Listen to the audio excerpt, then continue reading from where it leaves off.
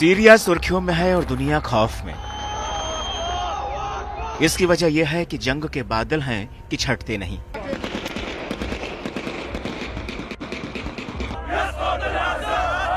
रूस यूक्रेन की जंग के बाद Israel Hamas, Israel Iran, Israel Lebanon के जंगी धमाकों ने दुनिया को दहलाने का काम किया।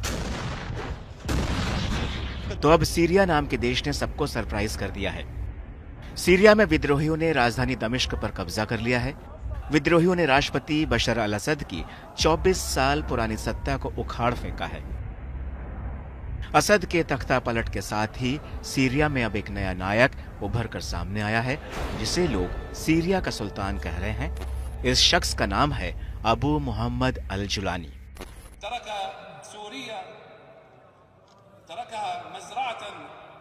जुलानी के खौफ से राष्ट्रपति बशर अल असद देश छोड़कर भाग गए और अब सीरिया की कमान जुलानी के हाथ में है।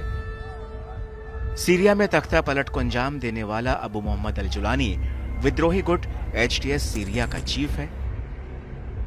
जुलानी की हैसियत, कैफियत, दहशत और ताकत का अंदाजा इसी बात से लगाया जा सकता है कि अमेरिका ने साल 2017 में जुलानी पर 84 करोड़ 67 लाख रुपए का इनाम घोषित किया था। तो आइए अब तफसील से जानते हैं कि आखिर कौन है अबू मोहम्मद अल जुलानी। हयात तहरीर अल शाम के लीडर अबू मोहम्मद अल जुलानी का जन्म साल 1982 में सऊदी अरब के शहर रियाद में बताया जाता है। अल जुलानी के पैदाइश के दौरान अहमद हुसैन अल शरा नाम रखा गया। जुलानी के पिता सऊदी अरब में पेट्रोलियम इंजीनियर का काम करते थे। उस वक्त जुलानी महज 7 साल का था जब उसका परिवार सीरिया की राजधानी दमिश्क में जाकर बस गया था। लेकिन साल 2003 में इराक पर अमेरिका के हमला करने के बाद इसका जुलानी पर खासा असर पड़ा। वो केवल 21 साल की उम्र में ही इराक चला गया और अमेरिका के खिलाफ हमलों को अंजाम देने के लिए अल कायदा में शामिल हो गया। साल 2006 में इराक में अमेरिकी सेना ने जुलानी को गिरफ्तार कर लिया।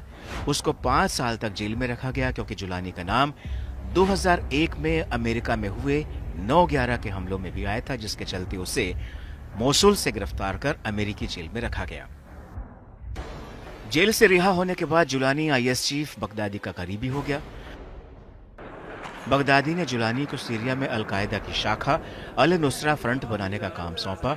देखते ही देखते जुलानी का पहला संगठन सीरिया में विद्रोही इलाकों, खासतौर से इदलिब में अपना वर्चस्व बनाने में कामयाब होता चला गया। बाद में यही ग्रुप हयात तहरीर अल शाम यानी HTS बन गया। साल 2013 में अल बगदादी ने अपनी ताकत बढ़ाने का फैसला लिया और सीरिया में ही अपने ग्रुप को बड़ा करने का काम किया।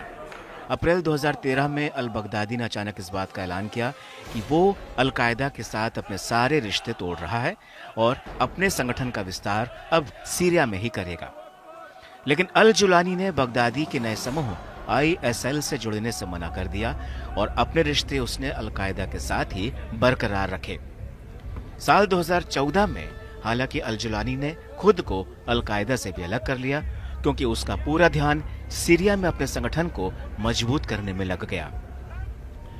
साल 2016 में सीरियाई सेना का कब्जा अलेप्पो पर पूरी तरह से हो गया। अलेप्पो के विद्रोही गुट इदलिब की तरफ बढ़ने लगे।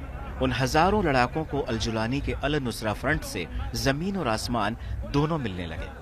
अपनी बढ़ती ताकत को देखते हुए फिर जुलानी ने अपने ग्रुप का नाम अल नुसरा फ्रंट से बदलकर जबाह फतेह अल शाम कर दिया। इसके बाद साल 2017 में अल जुलानी ने HTS बनाने के लिए कई समूहों के साथ मिलकर अपने HTS को मजबूत तरीके से खड़ा करने का काम किया। पहले ही दिन से HTS का मकसद सीरिया के राष्ट्रपति असद का तख्ता पलट करना था। साल 2018 में अल जुलानी के संगठन HTS को आतंकी संगठन घोषित कर दिया गया। जुलानी पर $10 मिलियन का इनाम रखा गया। तो वहीं जुलानी ने उस दौरान अपनी छवि बदलने की कोशिश की।